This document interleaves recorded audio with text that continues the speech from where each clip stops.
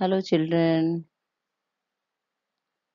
Now I am going to teach you chapter third, land surface of India. इसके learning objectives आप देखिए. The physical features of our country. First, mountains. Second, plains. Third, coastal plains. Fourth, plateaus. Fifth, islands. Sixth, desert. India is our homeland. It is also known as Bharat and Hindustan. It is the seventh largest country in the world. It is in the continent Asia.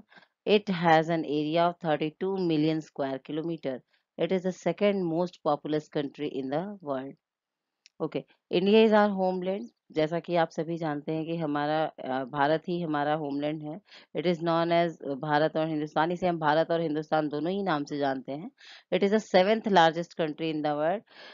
मैंने आपको previous chapter में भी बताया था कि हमारा पूरे world में हमारा भारत सेवेंथ लार्जेस्ट कंट्री है. It is in the continent Asia. ये एशिया कॉन्टिनेंट में है.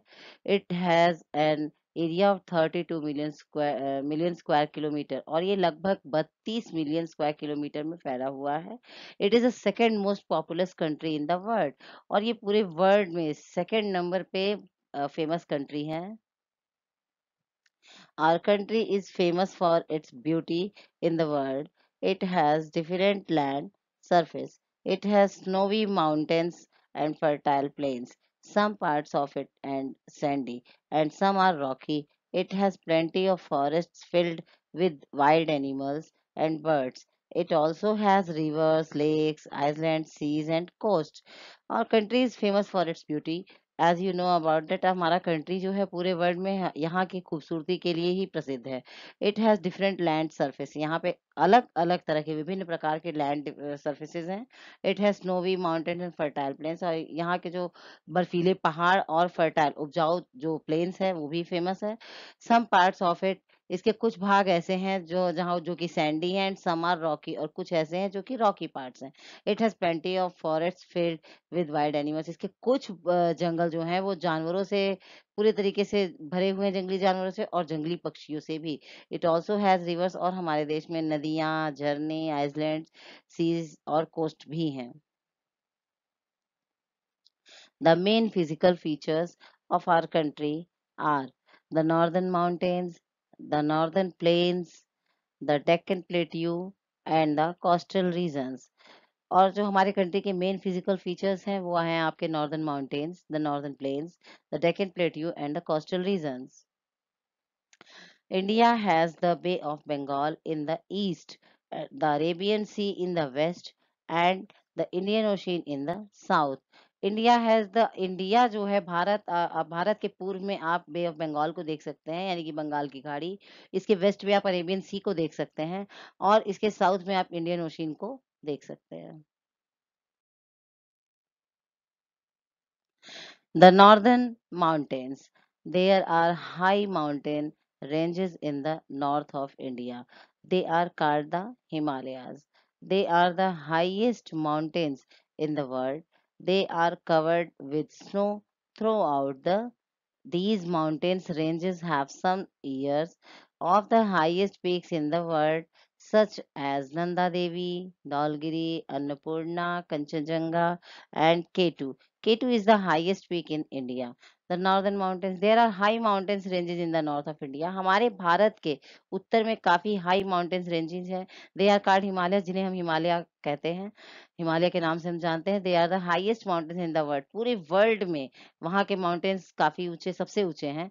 दे are covered with snow throughout that. कुछ पहाड़ियां तो ऐसी हैं जो पूरे साल बर्फ से ढकी रहती हैं. दीज माउंटेन रेंजेस समय जो कि पूरे साल ढकी रहती हैं. Of the highest peaks in the world such as वहाँ की जो कुछ हाईएस्ट पीक है, हाईएस्ट चोटियां हैं वो है Nanda Devi, Dhaulagiri, Annapurna, Kanchenjunga and K two. K two is the highest peak in India और भारत की सबसे हाईएस्ट पीक है वो है केटू. Mount Everest, the highest peak in the world, is a part of Himalayas. It is in Nepal. Many rivers like the Ganga, the Yamuna, the Brahmaputra, the Indus, the Satluj, etc., originate from the Himalayas. These rivers are full of water throughout the year because of melting of snow of the Himalayas. The world famous valleys Kashmir and Kullu are also in the Himalayas. Mount Everest is the highest peak in the world. As you know about that, Mount Everest जो है वो world की सबसे highest peak है. वो हिमालय का ही एक part है. इट इज इन नेपाल और ये नेपाल में स्थित है. Many rivers like Ganga, Yamuna, Brahmaputra, Indus, Sutlej और भी ऐसी कई नदियां हैं जो हिमालय से निकलती हैं. These rivers are full of water throughout the year. ये पूरे साल इन नदियों में पानी रहता है. क्यों? Because of melting of snow of the Himalayas. क्योंकि हिमालयस की बर्फीली जो पहाड़ियां हैं वो पूरे साल मेल्ट होती हैं, पिघलती हैं. The world famous valleys Kashmir, जो वहाँ की पूरे वर्ल्ड में फेमस वैलीज है वो कश्मीर और कुल्लूज. ये जो दोनों फेमस वैलीज हैं ये भी हिमालयाज में ही हैं. The lower slopes of the Himalayas are known as Tarai. These are full of dense forest. जो हिमालयाज का जो लोअर स्लोप्स है उसे हम तराई के नाम से जानते हैं और वो पूरा का पूरा घने जंगलों से भरा हुआ है. The southern and central part of India also have mountains. Some of them are the Aravali Hills and the Satpura Hills in the central part of Nilgiri Hills in the south. But these are not high enough to have snow covered with peaks. Covered peaks. The southern and central part of India also, जो हमारे India का southern part है और central part है वो भी mountain से भरा हुआ है. सम ऑफ देम आर हराउस. उनमें से कुछ पहाड़ियां ऐसी जो जैसे कि उन्हें हम हरावली हिल के नाम से जानते हैं और सतपुरा हिल्स के नाम से भी जानते हैं. जो अरावली हिल्स हैं वो साउथर्न पार्ट में है और सतपुरा हिल्स जो सेंट्रल पार्ट में है. But these are not high enough. ये बहुत ज्यादा काफी ऊंची नहीं है to have snow covered peaks. और ये बहुत ज्यादा बर्फ से भी ढकी हुई नहीं है. A hill is a rocky piece of land which is not as high as a mountain. Naga Hills, Garo Hills are famous hills of India. A hill is a rocky piece. What is Rocky Hills? Rocky Hills का means होता है आपका कि land का वो Rocky टुकड़ा जो कि माउंटेन जितना ऊंचा नहीं होता, उसे हम हिल्स बोलते हैं. नागा हिल्स, गारो हिल्स हमारे भारत की काफी प्रसिद्ध हिल्स हैं. The northern plains. The plains are the low lands with flat surface. The northern plains are situated just to the south of the Himalayas. Many rivers which originate from the Himalayas flow throughout these plains and make them fertile and rich. Therefore, this region is densely populated. The northern plains, the plains are lowlands. You know कि plains क्या होते हैं? जो flat जमीन होती है उसे हम कहते हैं नॉर्दर्न प्लेन्स. पूरी तरीके से वो जो लैंड होती है फ्लैट होती है. The northern plains are situated just to the south of the Himalaya. और ये नॉर्दर्न प्लेन्स कहाँ पे हैं? जहाँ हमारे हिमालय का साउथ पार्ट स्टार्ट होता है. मैनी रिवर्स विच ओरिजिनेट, वहां से भी बहुत सारी नदियां निकलती हैं. From the Himalaya flow through these plains and make them fertile and rich. और ये जो वहां से नदियां निकलती हैं ये प्लेन्स में नीचे की तरफ आने की वजह से हमारे वहां के प्लेन्स को काफी उपजाऊ बनाती हैं.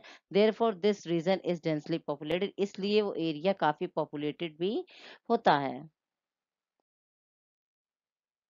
These areas are noted agricultural regions of the world. All types of crops are grown here. Most of our country's food grains are produced in this region. That is why this region is called the food bowl of India. These areas are noted agricultural regions of the world. पूरे world में जो ये areas हैं agricultural के लिए, agricultural reason के लिए famous हैं. ऑल टाइप्स ऑफ क्रॉप्स, लगभग सभी तरीके की फसलें यहाँ पर उगाई जाती हैं. Most of our country's food grains, हमारे देश में होने वाले लगभग जितने भी फूड ग्रेन्स होते हैं वो इसी रीजन में उगाए जाते हैं. That is why this region is called. यही कारण है कि इस रीजन को हम फूड बाउल ऑफ इंडिया भी कहते हैं. This region is hot in summer and cold in winter. It has a good network of roads and railways lines. Delhi, Lucknow, Kanpur, Patna, Kolkata are the important cities of this region. This region is hot in summer, और ये जो हमारा क्षेत्र होता है ये गर्मियों में बहुत गर्म और ठंडियों में बहुत ज़्यादा ठंडा होता है। It has a good network of roads and railways lines, और इस रीजन्स में काफ़ी अच्छा नेटवर्क है रोड्स का और रेलवेज लाइंस का। दिल्ली, लखनऊ, कानपुर, पटना, कोलकाता जो इम्पोर्टेंट सिटीज़ हैं, वो इसी क्षेत्र में हैं, इसी रीजन में हैं। The coastal plains. There are some plains in the southern part of India. They are called the coastal plains. The rivers like Mahanadi, Narmada, Godavari, Krishna, Kaveri flow into these plains and make the land fertile. Most of these rivers end into the sea. The coastal plains. There are some plains in southern part of India. कुछ ऐसे plains भी हैं जो हमारे India के southern part में स्थित हैं। They are called coastal plains, और उन पार्ट्स को हम कोस्टल प्लेन के नाम से जानते हैं। वहाँ पे कुछ नदियाँ, the reverse like Mahanadi, Narmada, Godavari, Krishna, Kaveri, ये जो नदियाँ हैं उसी प्लेन से होकर के बहती हैं and make the land fertile, और वहाँ से बहते हुए वहाँ के लैंड को काफ़ी उपजाऊ बनाती हैं। Most of this rivers end into the sea, और कुछ नदियाँ तो इसमें से जाके समुद्र में मिल जाती हैं। The Deccan Plateau. A plateau is a high land that rises steeply above the plains. It has a flat top. Mountains are high, but plateaus are not very high. The land is hard and has lots of rocks. The southern part of our country is a plateau known as the Deccan Plateau. The region is roughly triangular in shape. The land here is less fertile. The climate is hot in summer but not very cold in winter. Some regions are full of forest. The Deccan Plateau, a plateau is a highland. वो plateau जिसका कुछ टुकड़ा highland पे हो, rises steeply above the place. Plain से थोड़ा सा उठा हुआ हो. It has a flat top. ये flat तो होता है but इसके top पे होता है. Mountains are high. Mountains ऊंचे होते हैं but plateaus are not very high. Plateaus बहुत ऊंचे नहीं होते हैं। द लैंड इज हार्ड, जो लैंड होती है वो काफी हार्ड होती है and has lots of rocks, और वहाँ पे बहुत सारे रॉक्स होते हैं। The southern part of our country is plateau known as, हमारे कंट्री का जो सदर्न पार्ट है वहाँ के प्लेट्यू को हम डेक्कन प्लेट्यू के नाम से जानते हैं। द रीजन इज रफली ट्रियंगुलर इन शेप, जो वहाँ का रीजन है, क्षेत्र है, वो शेप में ट्रायंगुलर जैसा है, एक त्रिकोण के जैसा बनता है। The land here is less fertile, वहाँ की जो जमीन होती है बहुत ज्यादा उपजाऊ नहीं होती है, कम उपजाऊ होती है। द क्लाइमेट इज हॉट, जो वहाँ की जलवायु होती है वो गर्मियों में गर्म होती है, लेकिन ठंडियों में बहुत ठंडी नहीं होती है। Some regions are full of forest, और यहाँ के भी कुछ रीजन्स जंगलों से भरे हुए हैं। The important rivers are Mahanadi, Godavari, Krishna, Narmada, Kaveri, and Tapti. These rivers are full of rainy water which dry up in summers. The region is very rich in mineral. That is why it is called the storehouse of natural wealth. The famous cities of this region are Nagpur, Bhopal, Bengaluru, Hyderabad, etc. Okay. The important reverse जो वहाँ की हैं हमारी, वो हैं महानदी, गोदावरी, कृष्णा, नर्मदा, कावेरी और ताप्ती नदी। These rivers are full of rainy water, वो जो नदियां हैं वो गर्मियों में होने वाली वर्षा से भर जाती हैं। The region is very rich in minerals, और ये जो हमारा क्षेत्र है मिनरल्स के मामले में काफी धनी है। That is why it is called store house of natural wealth, इसीलिए इस रीजन को हम store house of natural wealth भी कहते हैं, मतलब प्राकृतिक धन का स्टोर भी कहते हैं। The famous cities of this region are Nagpur, जो यहाँ के फेमस सिटीज हैं इस रीजन के, वो हैं Nagpur, Bhopal, Bengaluru, Hyderabad etcetera. Thar Desert. Desert is a dry area with little or no rainfall. The land is full of sand and has very little plantation. It receives very little rain and the land is not fit for cultivation. Only bushes and thorny plants grow in this region. The western part of India has the Great Thar Desert. It is in Rajasthan. था desert. Desert is a dry area, जैसा कि हम सब जानते हैं कि dessert किस area को कहते हैं। काफी सूखे वाले एरिया जहाँ पे कि बारिश बहुत कम या फिर ना हो, उसे हम डेजर्ट कहते हैं। Okay. The land is full of sand. जो वहाँ की लैंड होती है पूरी तरीके से सैंड से भरी होती है, और हैज वेरी लिटिल प्लांटेशन, वहाँ पे प्लांटेशन बहुत कम होता है। It receives very little rain, वहाँ पे बहुत कम बारिश होती है। And the land is not fit for cultivation, और जो वहाँ की लैंड होती है वो कल्टीवेशन के लिए फिट नहीं होती। Only bushes and thorny plants grow in this region, वहाँ पे काफी बुशेज और थॉर्नी ही प्लांट्स ही उगाए जाते हैं, या उगते हैं, हम ये कह सकते हैं। The western part of India has the great Thar desert. हमारे इंडिया का जो वेस्टर्न पार्ट है उसे हम ग्रेट थार डेजर्ट के नाम से जानते हैं। इट इज इन राजस्थान, और ये राजस्थान में है। It is very hot in summer. The days are hot and the nights are cool. Hot and dusty winds blow during the summer. The region is thinly populated. The life is a desert is very difficult. Camel is the most commonly used animals in the deserts. It is also known as the ship of the desert. It is very hot in summer. गर्मियों में तो desserts में और ज्यादा गर्मी होती है। The days are hot, जो दिन होते हैं बहुत गर्म होती हैं, बट रातें जो होती हैं वो ठंडी होती हैं। Hot and dusty winds blow, वहां पे काफी गर्म और धूल भरी हवाएं पूरी गर्मी चलती रहती हैं। The region is thinly populated, जो वहाँ का रीजन है वो काफी ज्यादा पॉपुलेटेड नहीं है, थिनली पॉपुलेटेड है। The life in a desert is very difficult, जो डिजर्ट की लाइफ है, डिजर्ट का जो जीवन है वो बहुत ही कठिन है। Camel is the most commonly used animal in the desert, और डिजर्ट्स का जो मेन कॉमन एनिमल है वो है camel. It is known as the ship of the desert. हम सभी जानते हैं कि हम डिजर्ट्स का जो एनिमल है कैमल, उसको हम शिप ऑफ डिजर्ट के नाम से भी जानते हैं, यानी कि रेगिस्तान का जहाज भी कहते हैं। The eastern part is not very dry. Jaipur, Kota, and Jodhpur are famous cities of this area. Some crops are also grown here. The eastern part is not very dry. जो हमारे डिजर्ट का eastern part है वो बहुत ज्यादा dry नहीं है। जयपुर, कोटा और जोधपुर यहाँ के फेमस सिटी हैं इस एरिया के। Some crops are also grown here, यहाँ पे कुछ फसलें भी उगाई जाती हैं। The coastal regions, the land near the coast are called the coastal regions. The Indian coastal regions can be divided into two parts: eastern coastal regions and western coastal regions. The climate of eastern part is hot throughout the year. Coconut and rice are the main crops. The important cities of eastern part are Chennai, Paradweep, and Vishakhapatnam.